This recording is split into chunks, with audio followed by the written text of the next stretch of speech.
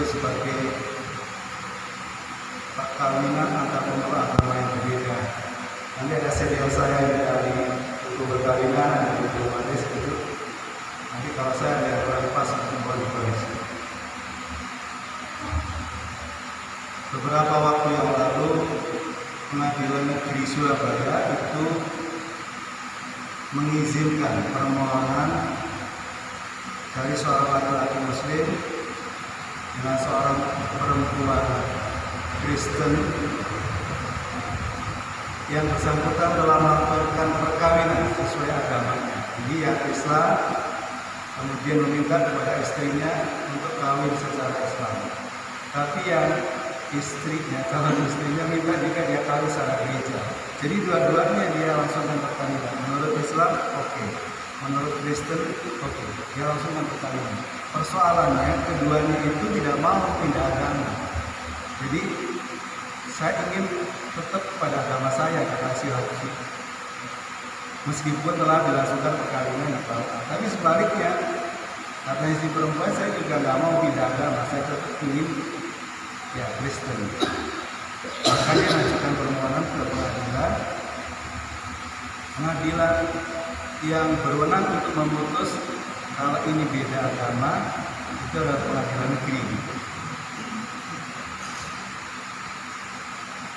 Pengadilan negeri memutuskan yang pada intinya itu dalam mengizinkan perkawinan antar pemeluk agama yang berbeda tadi itu dan memerintahkan kepada pegawai pencatatan perkawinan kalau orang Islam itu di KUA, kalau non Islam itu di Dispendicabil. Dispendicabil kemudian mengatakan bahwa berdasarkan Undang-Undang Admin pasal 35A itu, kalau Anda beda perkawinan, Anda harus minta penetapan ke pengadilan. Dari penetapan pengadilan nanti akan saya catatkan. Jadi atas saran rekomendasi dari Dispendicabil, maka kemudian mengajukan permohonan tadi ke pengadilan dan pengadilan memerintahkan agar dilangsungkan perkawinan di hadapan pejabat pembuat akta sipil tadi itu dan minta catatan sipil untuk mencatat perkawinan yang berbeda agama tadi yang telah ditetapkan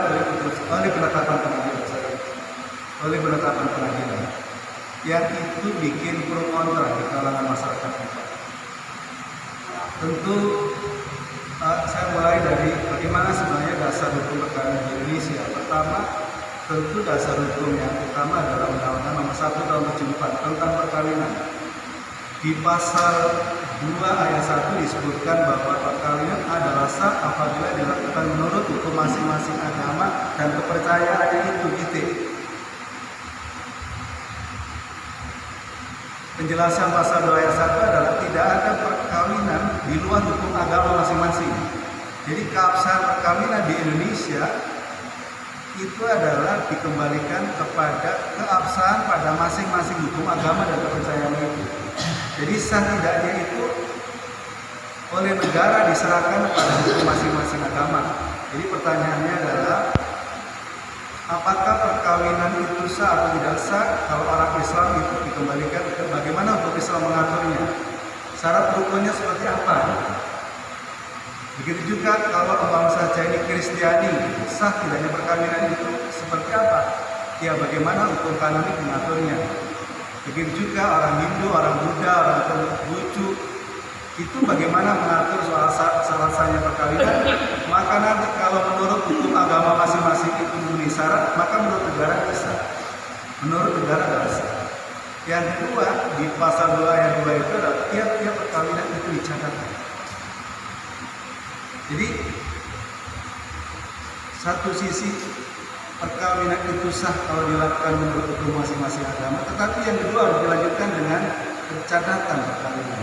Tadi saya sampaikan, pencatatan perkawinan itu yang muslim berarti di KUA, yang non muslim berarti di Dispendicabil, pencatatan perkawinan. Tetapi pencatatan itu merupakan satu kesatuan yang utuh dengan keabsahan perkawinan. Jadi kalau kawinnya nggak sah itu nggak bisa dicatatkan.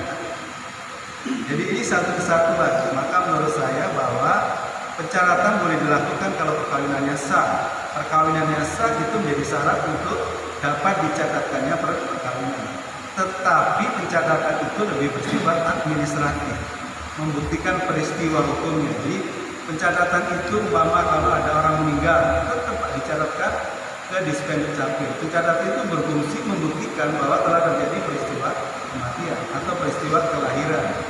Atau dalam kasus ini adalah peristiwa perkawinan antara pemeluk agama yang berbeda dibuktikan dengan pencatatan.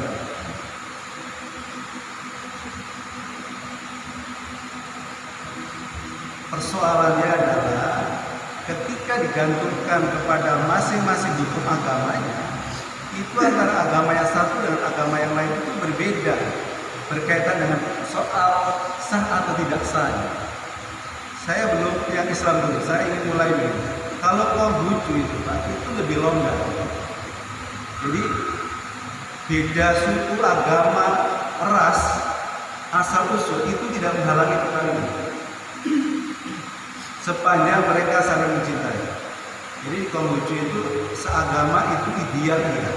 Tapi kalau Allah saja mereka tidak harus seagama, prinsipnya itu diperbolehkan. Konghucu.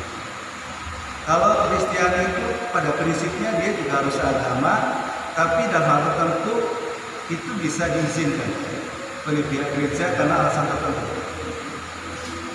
Jadi perkawinan itu bisa dilangsungkan sesama mereka yang dibaptis dan juga bisa dengan orang yang non dibaptis, tapi tidak bisa serta-merta. Berdasar penilaian mereka, dia bisa memberikan penilaian bahwa Anda bisa melangsungkan perkawinan, termasuk perceraian. Perceraian itu juga tidak boleh dilakukan oleh Kristen, tapi atas penilaian dari pihak gereja itu bisa dilakukan dengan syarat-syarat yang sangat ketat. Jadi ada dimungkinkan di dalam Kristen walaupun nggak salah. Di Hindu nggak bisa, harus agama. Di Buddha juga harus agama. Jadi kalau di Buddha itu dia harus ritualnya ritual Buddha. Di Hindu itu juga harus ritual Hindu. Tetapi, mohon maaf, di beberapa agama yang saya maksud tadi itu ada lebih fleksibel. Artinya lebih dimungkinkan karena berbagai fakta atau pertimbangan itu biasanya juga dimungkinkan perkawinan antar kelompok agama yang berbeda. Kembali ke Islam. Islam ini kalau menurut saya ini bukan karena agama kita itu. Islam ini lebih jelas, lebih tegas, syarat dan rukunnya lengkap gitu, kalau saya pelajari. Yang pertama itu jelas-jelas kalau di dalam Al-Quran saya sudah cek itu di dalam surat Al-Baqarah ayat 221. Mohon izin saya baca.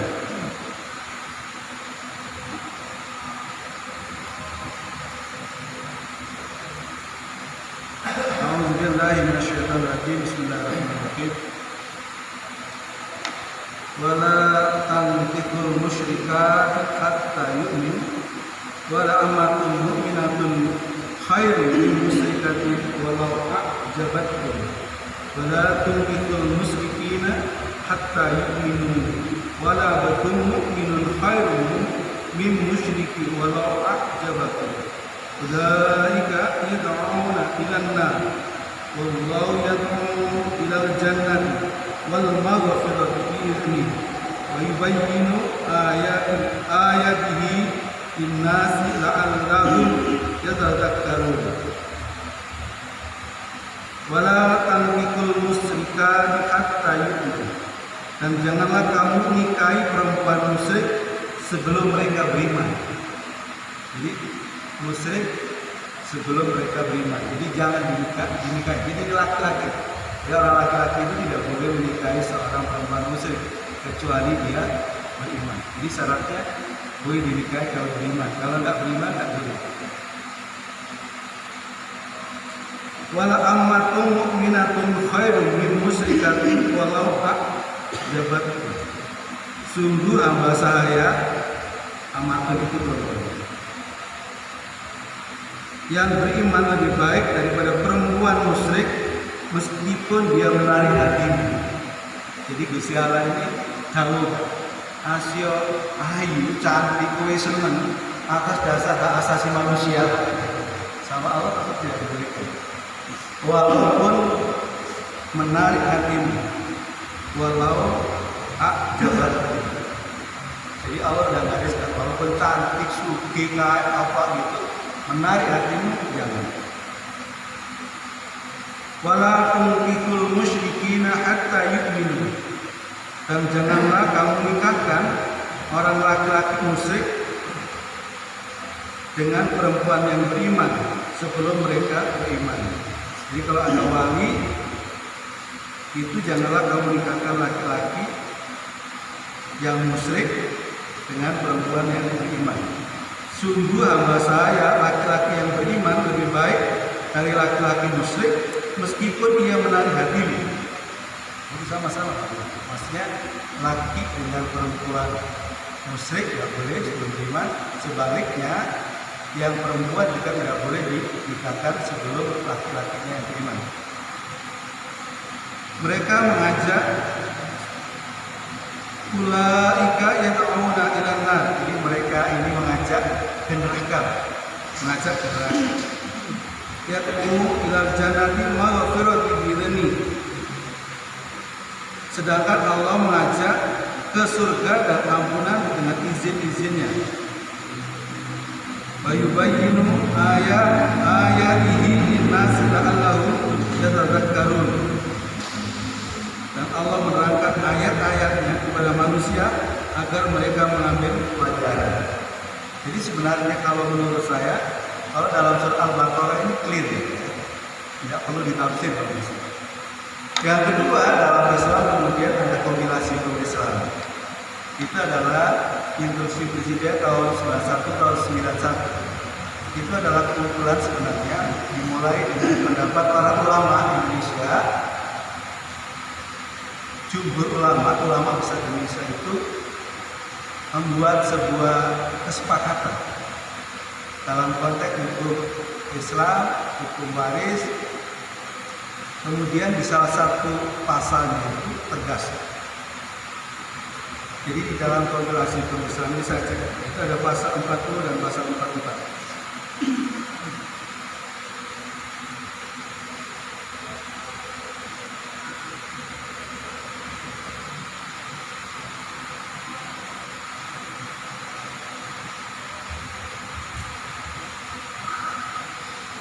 Pasal 40 dilarang melangsungkan perkawinan antara seorang pria dengan seorang wanita karena keadaan tertentu. Yang pertama, karena wanita yang bersangkutan masih terikat perkawinan dengan pria lain. Jadi kita ini nggak boleh. Jadi kalau dia istrinya orang nggak boleh.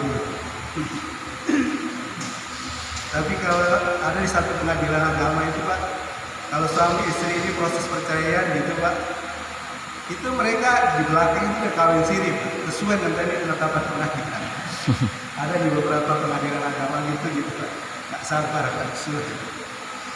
Yang kedua, seorang wanita yang masih berada dalam masa iddah dengan pria lain, mungkin karena barusan cerai atau kemudian suaminya meninggal, ya ditunggu masa iddahnya. Kalau nggak salah 3 bulan ya, 100 hari. Jadi nggak boleh terus kesuwen entah ini belum bulannya, 3 bulan kesuwen. Yang ketiga adalah ini yang ketiga, seorang wanita yang tidak beragama Islam dilarang melangsungkan perkawinan seorang pria dengan seorang wanita karena seorang wanita tidak beragama Islam. Yang di pasal 44-nya, seorang wanita Islam dilarang melangsungkan perkawinan dengan seorang pria yang tidak beragama Islam. Clear.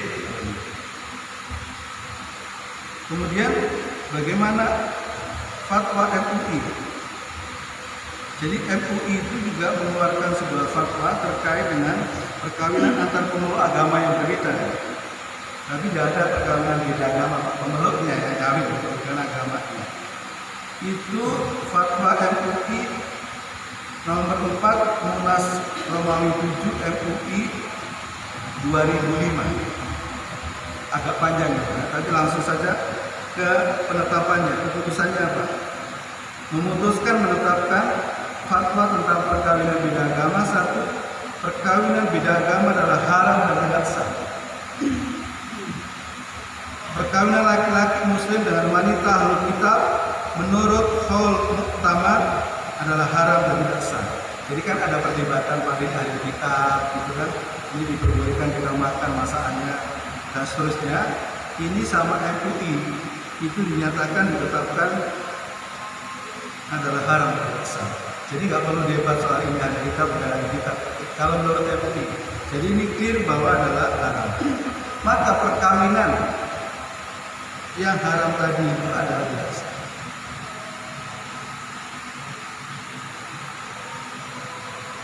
Kembali ke Undang-Undang 1 tahun 74. Undang-Undang 1 74 ini pernah juga dilakukan uji material.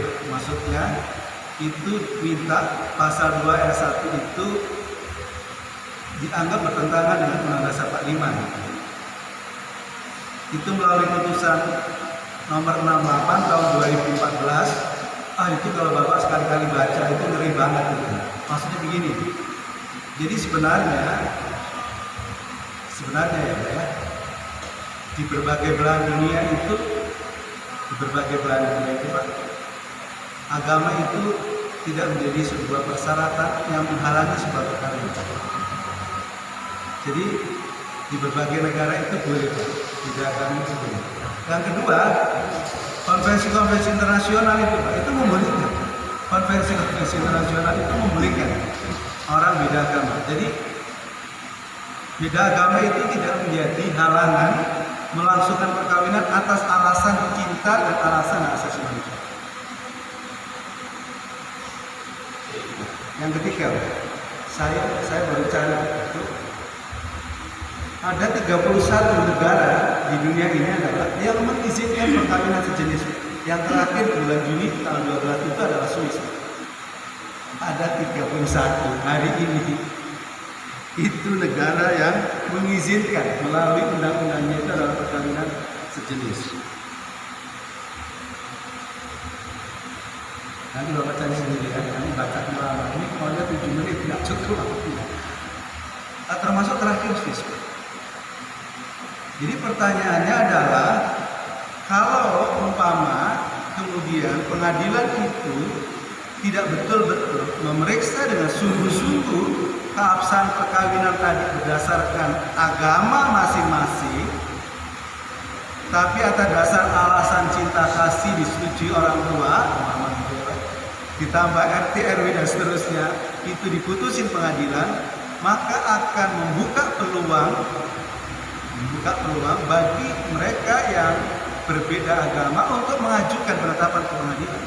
Kalau alasannya hanya sekedar itu, tetapi tidak lebih jauh sungguh-sungguh menguji apakah perkawinan antar pemeluk agama yang berbeda itu adalah menurut hukum agamanya sah atau tidak sah. Yang itu memiliki efek domino yang berarti kalau nanti itu disetujui atas alasan hak asasi manusia, maka ada perkawinan sejenis yang di berbagai negara tadi itu disetujui. Jadi ada istilah LGBT ya, laki-laki ganteng itu teman. Itu menjadi membuka kemungkinan perkawinan sejenis atau same marital. Jadi perkara laki-laki sama laki-laki, perempuan sama perempuan. Oleh karena itu kenapa kemarin saya juga mengatakan bahwa harus sungguh berhati-hati majelis hakim ini, karena ini hakim yang memutus karena permohonan ya, hanya hakimnya tunggal, hanya satu orang. Maka harus sungguh berhati-hati untuk memutuskan soal keabsahan perkawinan bukan sekedar administratif. Ini akan menentukan sah tidaknya perkawinan yang ada implikasinya dengan nasab kita. Jadi kalau nggak sah nanti bagaimana anak cucu keturunannya, siapa wali itu. Yang kedua akan menentukan soal apa yang disebut sebagai wali atau hadana. Walinya siapa? Akan menentukan soal apa yang disebut dengan kewarisan. Soal kewarisan nanti siapa sebagai pewaris, siapa ahli waris, termasuk biaya pemeliharaan anak dan seterusnya. Ini memiliki implikasi yang sungguh luar biasa, yang kalau kemudian membuat putusannya ini tidak sungguh-sungguh mempertimbangkan keabsahan hukum masing-masing agama, tentu ini menjadi suatu peluang tidak saja perkawinan antar pemeluk agama yang berbeda, tetapi menyusul nanti adalah perkawinan antar sejenis laki-laki dan perempuan. Oleh karena itu saya ingin memberikan catatan penting bahwa sesungguhnya sejak semula the founding fathers kita, penyusun atau pembentuk Undang-Undang Nomor 1 Tahun 1945 itu telah sungguh-sungguh mempertimbangkan bahwa agama menjadi faktor penentu keabsahan sebuah. Barangkali itu yang mungkin bisa saya sampaikan. Kalau memang perlu ada pertanyaan-pertanyaan, itu saya bisa. Nanti ada profesor dan saya bisa. Terima kasih Bapak.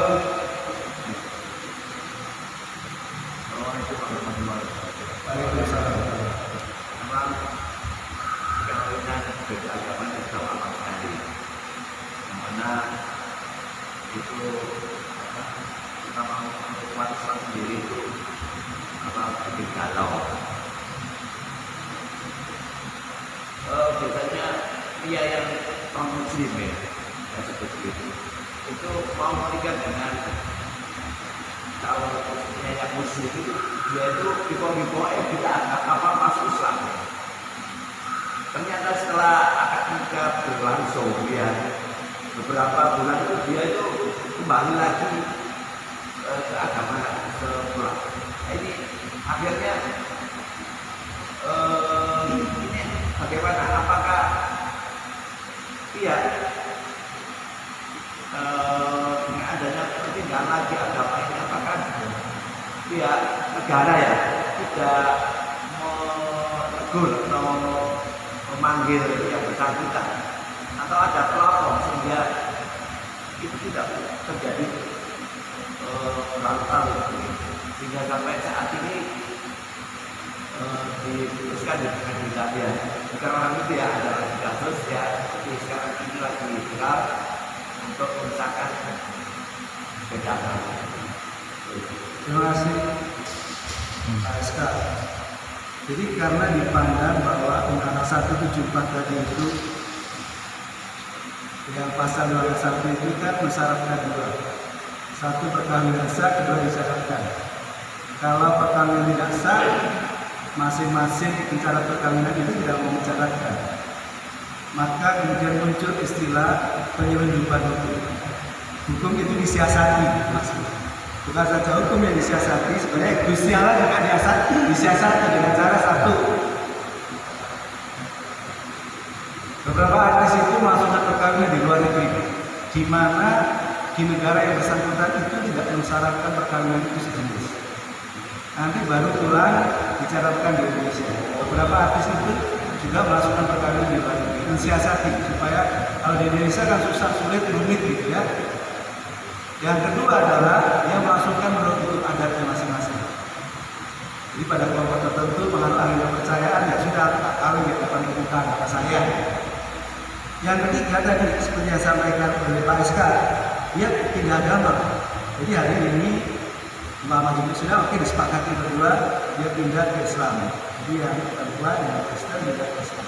Baru dicatatkan ke KUA, luar lah ya Pak ya. Buku nikah warna hijau sama warna coklat, satu untuk suami, satu untuk istri, selesai. Pencatatan selesai, clear. Tapi besoknya kembali akun dinu kemudian hakika agama lagi itu adalah. Nah, itu yang penyelundupan hukum yang ketiga. Yang keempat tadi, aku nggak mau kalau aku harus ikut ke Muslim. Aku mau asal kamu juga ke gereja. Jadi kawin ke gereja iya, gitu. Tapi kawin ke KUA juga iya. Tapi nanti kembali di masing-masing agamanya. Jadi ini disiasati sekadar untuk kemudian supaya dia mendapatkan akte kawinan. Jadi ini manusia itu ingin ngakali gitu Pak. Oleh karena itu saya juga berpikir bahwa kalau kita ini beli HP ya Pak ya, Bapak kan dapat manual buku untuk bagaimana sih menggunakan HP ini supaya awet gitu ya, supaya tidak cepat rusak, lifetime-nya supaya lebih lama kan. Bapak mesti baca itu. Pertama harus dicas 4 jam gitu. Kalau pas dicas jangan dipakai. Bapak mematuhi itu sungguh-sungguh itu. Kita mematuhi sungguh-sungguh itu. Jangan deket-deket kalau lagi diatur gitu. Ya, di hadis juga diatur. Tetapi kita ingin bukan sami'na wa ata'na, tapi sami'na wa asyaina gitu. Mestinya kan kita ini muslim, jadi saya mendengar, saya mentaati, tidak ada pilihan lain gitu. Ini enggak, ini munawar. Ini sami'na wa asyaina. Jadi saya mendengar tapi saya menyampaikan. Jadi kalau menurut saya, salah satu kenapa kita harus hifdzil Islam, satu tujuan itu adalah menjaga agama. Menjaga agama. Salah satu cara menjaga agama itu melalui sebuah perkawinan. Kenapa menjadi begitu sangat penting Islam itu adalah perkawinan sesama Islam? Karena ini menjaga agama, bukan semata-mata ini perbuatan perdata, ini perbuatan administratif, tetapi undang-undang perkawinan mengatakan adalah ikatan lahir batin, misahkan walidan, yang tujuannya adalah kebahagiaan abadi. Jadi bukan seperti di berbagai negara itu perkawinan itu hanya ikatan perdata, perjanjian semata, bukan persoalan rohania atau persoalan agama. Saya kira gitu ya, Pak Iskak. Cukup matur suwun kehadiran perhatiannya. Semoga Allah melindungi,